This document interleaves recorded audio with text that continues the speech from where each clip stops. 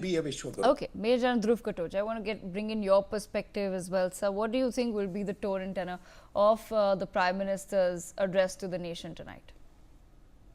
Thank you, Devika. Devika, I think the Prime Minister is going to be very measured.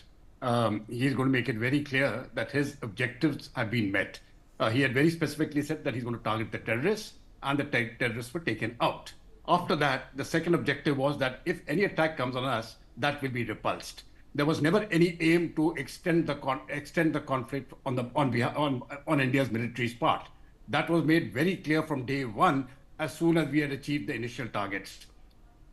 Pakistan escalated, we responded. They escalated again, we responded. This ceasefire has got nothing to do with what Trump wanted or anybody else wanted. India was not going to respond if Pakistan didn't escalate it further. So we have achieved our war aims, and I think we are quite okay with that. Now, Prime Minister is certainly going to mention that, but I think he's going to talk about the future now, where India should go. Pakistan is terrorism will be dealt a body blow, because here I would just like to make a mention. I think there is a change in our doctrine now. Our policy of dissuasion, which lasted up to 2016, turned to deterrence once we went for the Uri strike and then for the Balakot strike. But after Pahalgam, we realized that you need a bit more than deterrence. So now you have gone in for multiple options, all put together to compel Pakistan, the policy of compellence, to change its ways.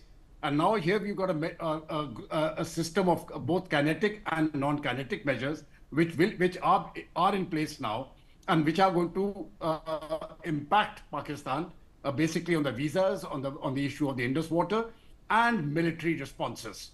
And Pakistan, the Prime Minister has made it clear, very clear, that any attack now will be treated as an act of war. I think that was a very important doctrinal statement. That is a doctrinal shift which has never happened in India. And the second part of the doctrine is there is no part of any territory of Pakistan which is inviolable or something which is a no-go area. Every area of Pakistan, if we find something to hit there, we will hit. That will be the last thing I think which the Prime Minister is going to speak about. It's important for India to be together. All parts of India, all political parties, we are fighting a war. And this is, the call for unity inherently within us. That I think is going to be a very important aspect. And in my view, those are the things he will address. Devika.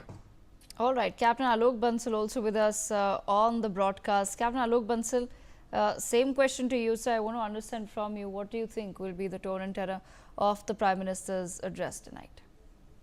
See, firstly, Devika, all said and done, irrespective of what the other panelists have been saying, there is by and large a general demoralization of the public as far as ceasefire is concerned. That is because primarily people don't understand the realities, people are not aware of the facts, and they often feel that we could have galled the whole hog. The fact of the matter is that the leadership of the nation knows what is best for the country, and they are privy to certain facts which a common man may or may not be. So I think the first thing which the Prime Minister is going to speak is why we had to accept a ceasefire. Because there is anger amongst the public, because people feel why it was announced by Donald Trump and not by us, if at all we had to go for it. There are a lot of questions, and subsequent tweets that are coming up from US have raised many other questions. So I think he would try and explain it to the population why India decided to go for ceasefire. As far as the gains of this conflict are concerned, that there is no doubt. We proved two of our indigenous systems impeccably.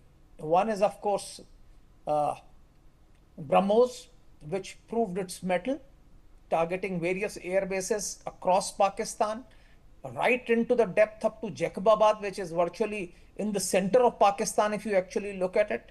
It's touching the boundary of Balochistan. There were two attacks actually across the Indus River.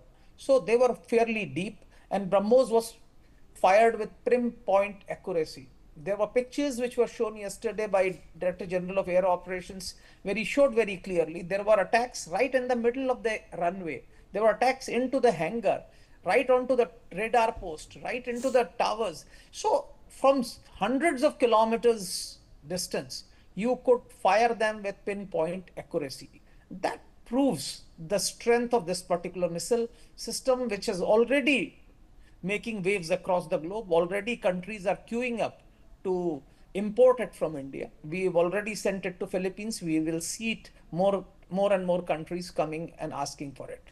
The second, which to my mind is even bigger, because BrahMos, all said and done, is a joint venture between India and Russia. The second is Akash. The manner in which India's air defense system actually functioned at a time when we were overwhelmed by Pakistan by sending hundreds of drones at a time, and the manner in which we dealt with them was superb. I think the world saw that how we could deal with them. And I think one of the success stories is, of course, the entire air defense system. While S-400 has been talked of too much, but it was actually Akash missile and its system that actually controlled it was superb. Of course, there were L-70 and other weapons. So he would probably highlight that. He would also say what all did we achieve, what all was targeted, which has already been told by the DGMO and his colleagues yesterday. So we would know what we had achieved and also what we are likely to gain. This is very important because please understand, India is the fastest growing large economy, and we would continue to do well. And at this stage, we would not like our progress to be derailed because the gap between India and Pakistan has grown exponentially in last few years, and we would want it to grow even more in days to come. So that is very significant. Also, we need to understand that he would probably talk about is Operation Sindoor. That's not yet over. It is continuing. Pakistan is on watch. And also the fact that Indus Water Treaty continues to be in abeyance. Now, this is very important because I'm of the firm belief that Indus Water Treaty causes a greater impact on Pakistan than all the strikes that we undertook during Operation Sindoor. So, as far as long-term implications on Pakistan is concerned, Indus Water Treaty alone would have far greater impact on Pakistan than any kinetic strike that we may or may not undertake. So that to my mind would be the thrust of his arguments. He would obviously pay homage to martyred soldiers and civilians who lost their lives in this conflict, and of course praise the performance of our armed forces. Absolutely. So this, my mind, is going to be the sum total of his speech. Okay. On that note, I thank all of our guests for joining us.